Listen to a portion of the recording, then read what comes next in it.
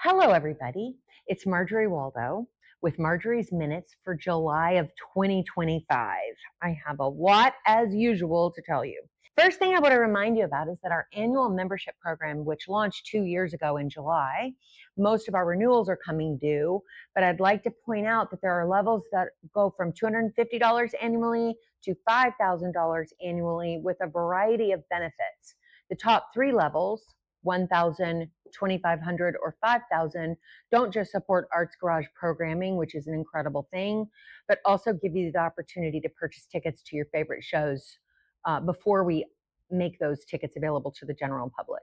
So if you're interested in finding out more, go to artsgarage.org, then click the support tab, and there's a drop down that shows you one, who our current members are, and there's another drop down line in the menu that says how to become an annual member, and it shows you the benefits for each level of membership. So we'd love it if you're able. We have several donors who have started to do monthly donations, which is incredible. We have a lot of people who are adding or rounding up at their ticket purchase and adding little bits. We are grateful for whatever you're able to do. That leads me directly to just a quick recap of where the legislative session ended about a week and a half ago with the budget proposal for the governor in Tallahassee. The governor has until the 30th of this month to sign the budget. So we won't know that everything goes through and find out if there are any vetoes until he signs it. I know he did a press conference, I believe, yesterday, and I think he's talking about it coming out in the next few days. So we should know something soon. We found out that state funding remains tricky, but there is funding in the budget for the organizations that scored 95 and above on the state grant application for 25-26. This is a huge departure from prior years where anyone who scored an 80 to a 100 was recommended for funding. So we scored a 91, which is a very strong score, but we did not receive any comments about why it wasn't higher or how we could make it a higher score. So I'm going to compare it to past grant applicants who did score 95 and up. So we will receive very little money, if any at all. And I'm talking about going from eligibility of 150,000 to actual dollars of a little over 4,000. So it's a 35-page application that takes days and then has lots of reporting information. So it's a tricky project. We have not seen the application open, and usually we've submitted by now for 26-27. So I'm very curious to see how that application reads and to see if the panels will consist of more than 2 people so that we can get better feedback. We saw the bed tax issue be put to bed in this session, although we anticipate that it will come back again next year, and the legislative session in 2026 starts in January. So we continue to advocate with lawmakers to see if they will support us and other cultural organizations in keeping the bed tax to fund arts and culture and tourist development organizations. Tourist development councils, which then parcel the money out to grantees like Arts Garage. That's a $200,000 grant for us each year, just slightly under that. And that's a significant amount of money. And we know, our best guess, we don't know for certain, but our best guess is that we will see this conversation again come January.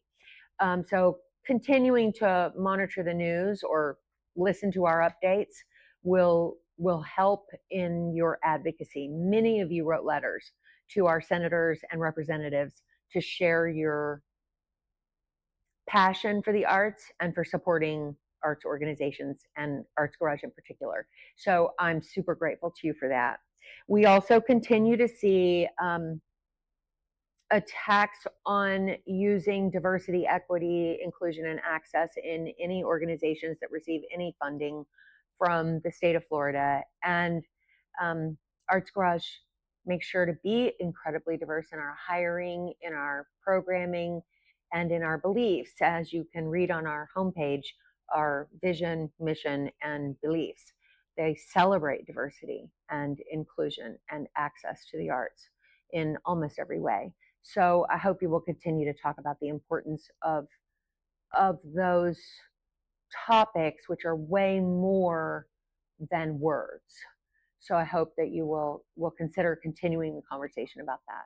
We will be launching, as I told you in our last video here, our podcast called Culture Under Fire at the end of July, we hope, and we'll let you know about it. But we'll give you up to date and current information from all across the state in conversations that we have with the players in the political world, we hope, and in the economic development world, the tourist world, and the artist world. So I hope you'll tune in and keep yourself abreast, share those episodes with your friends, and help us educate the public about how meaningful the arts are in our lives. They are not just a luxury. As I told a reporter today, it's not just about what cool Friday night event you're going to go see. It's about way more than that. So, okay, so I'm going to leave that and I'm going to tell you about some cool shows that are coming in July and the very beginning of August. We have 3 shows in the middle of July I want to tell you about. They're new ones for us. Fortunate Sons, which is a Creedence Clearwater Revival tribute band. Going to be a lot of fun. You'll recognize all those songs and sing along like I would.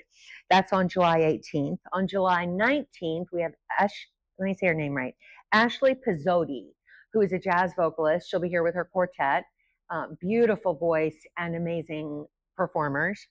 And on the 25th of July, we have Dante Vargas, who will be doing a salsa and boogaloo Latin piece. So all of those are going to be great shows. I want to remind you that comedy is back. In June, our comedian canceled on us, and July is July 4th, so we didn't have it. So comedy is resurfacing in our First Friday Art of Laughter series on August 1st with Vien Fumichan. We even Googled it so I could try harder, but I don't know if I got it. So if he's watching, I apologize if I slaughtered it, but I tried. He's hysterically funny, and I think it would be a blast to do on the first Friday of August. You can come see the art during the art walk from 6 to 8 and then stay for a show. We'd love it. Have a drink during our art walk happy hour and then buy a ticket to see the comedian. We'd love to have you stay. So, all right, I don't think that I wrote anything else down to tell you about, although I could talk for days. I'm going to let you go and thank you for watching and hope that I get to see you soon and give you a big hug.